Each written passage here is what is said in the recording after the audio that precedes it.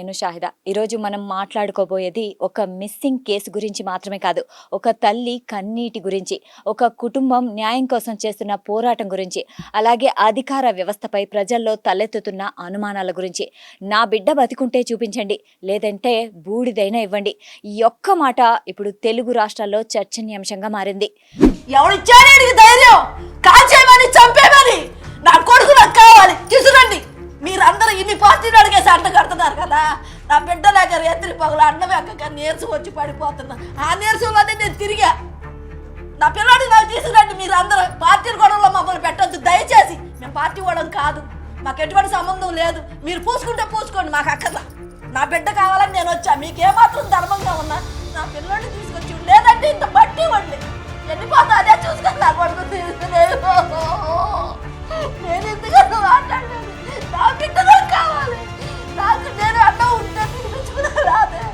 కష్టపడి అన్న పడుకునేవాళ్ళం జరుగుతుంది, అంతేగాని ఈ దొంగ రాజకీయాలు చెయ్యొద్దా, దయచేసి చెయ్యొద్దు, మా మీద పెట్టొద్దా. విజయవాడ కృష్ణలంకకు చెందిన గాదె సాయి కృష్ణ కనిపించకుండా పోవడం ఇప్పుడు రాష్ట్ర వ్యాప్తంగా చర్చనీయాంశమైంది. సాయి కృష్ణను పోలీసులు తీసుకెళ్లారని, స్టేషన్లో కొట్టారని, ఆ తర్వాత అతను కనిపించకుండా పోయాడని కుటుంబ సభ్యులు ఆరోపిస్తున్నారు. ముఖ్యంగా సాయి కృష్ణ తల్లి చేస్తున్న ఆరోపణలు అందరినీ కలిచివేస్తున్నాయి. ఈ ఘటనపై రాష్ట్ర ప్రభుత్వం కూడా స్పందించింది. వారు అడిగేది ఒక్కటే, సాయి కృష్ణ ఎక్కడా?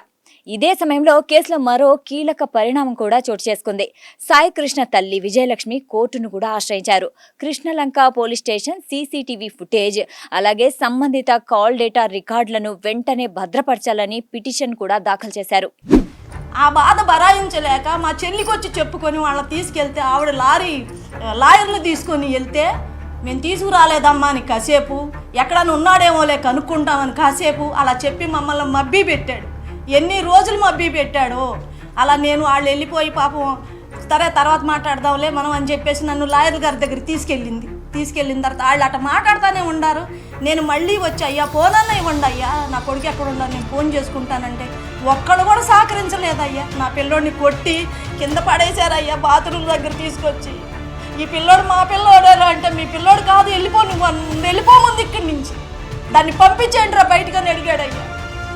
ఎన్ని మాటలు మాట్లాడు అంటే అన్నాడులే, నా బిడ్డ నాకు కావాలనుకుని నేను ఉంచున్నా అక్కడ. నన్ను ఎంత చేశాడంటే నేను.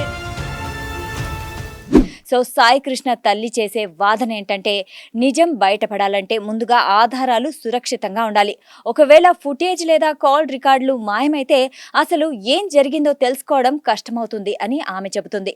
ఇక మరోవైపు సాయి కృష్ణ కుటుంబ సభ్యులు మరికొన్ని ఆరోపణలు కూడా చేస్తున్నారు.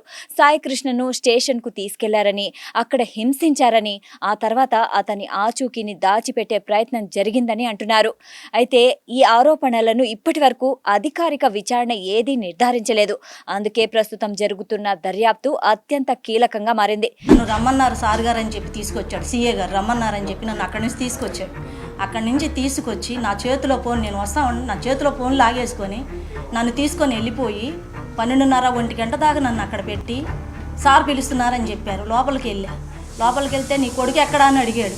నా కొడుకు ఎక్కడ ఉండటం లేదయ్యా, వేరే చోటుకి వెళ్ళిపోయాడు, ఏదో కష్టపడి బతుకుతున్నాడని నేను చెప్పాను. నీ కొడుకుని నేను చంపేస్తా, నువ్వు దండ రెడీ చేసుకో, వెళ్ళిపో బయటికి అని చెప్పి నోటికొచ్చినట్టు మాట్లాడి నన్ను బయట కూర్చోబెట్టి నేను వెళ్ళిపోయి బయట కూర్చున్నా, తిడుతున్నాడని చెప్పి. కూర్చుంటే కాసేపు ఆగిన తర్వాత 1:30 2 అయ్యిందయ్యా. నేను వెళ్ళిపోయి వెళ్ళమ్మా భోజనం చేసిరా, నీరసంగా ఉన్నామని పక్కన వాళ్ళు అన్నారు.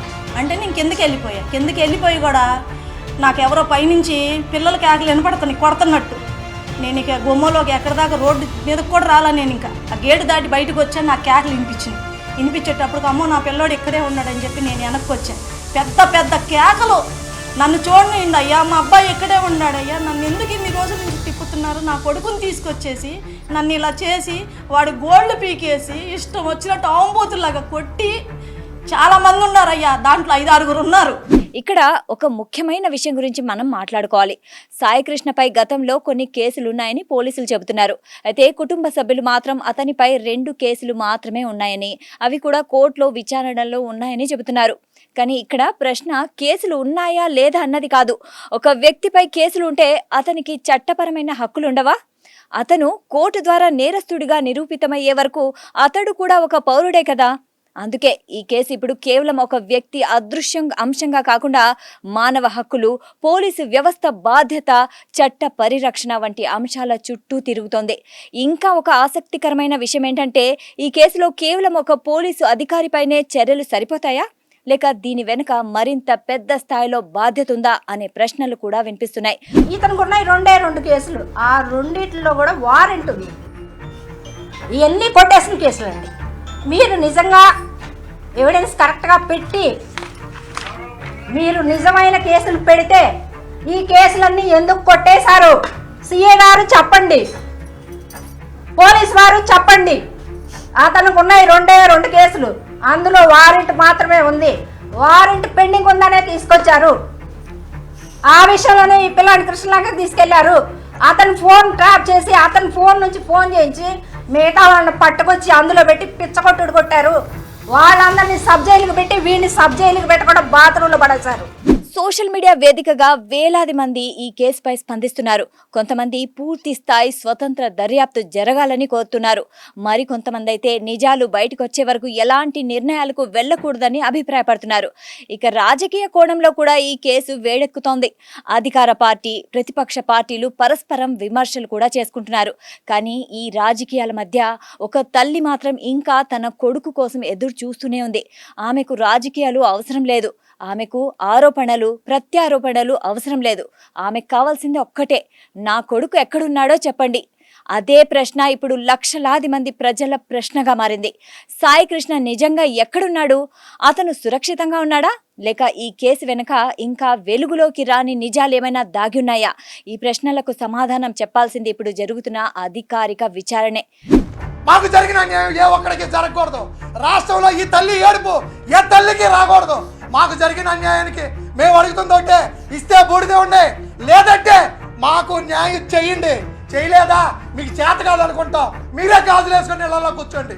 మాకు జరిగిన న్యాయానికి మేము న్యాయం అడిగితే మా వాడి మీద కేసులు ఉన్నాయంటారా? తినటానికి తిండి లేక, కట్టుకోవడానికి బట్టలేక, అడుక్కు తింటూ బతుకుతూ 500 మేము వేస్తే 300 అడికేసి 200 తిని బతుకుతున్న తల్లి. ఒక తల్లి కన్నీళ్లు, ఒక కుటుంబం న్యాయం కోసం చేస్తున్న పోరాటం, ఒక రాష్ట్రాన్ని కుదిపేస్తున్న అనుమానాలు. సాయి కృష్ణ కేసులో నిజమేంటో తెలుసుకోవడానికి ఇప్పుడు అందరూ ఎదురు చూస్తున్నారు. చట్టాన్ని కాపాడాల్సిన వాళ్ళు చట్టాన్ని ఉల్లంఘిస్తే ప్రజలు ఎవరిని నమ్మాలి? సాయి కృష్ణ కేసులో ఇప్పటి వరకు అధికారిక విచారణ పూర్తి కాలేదు.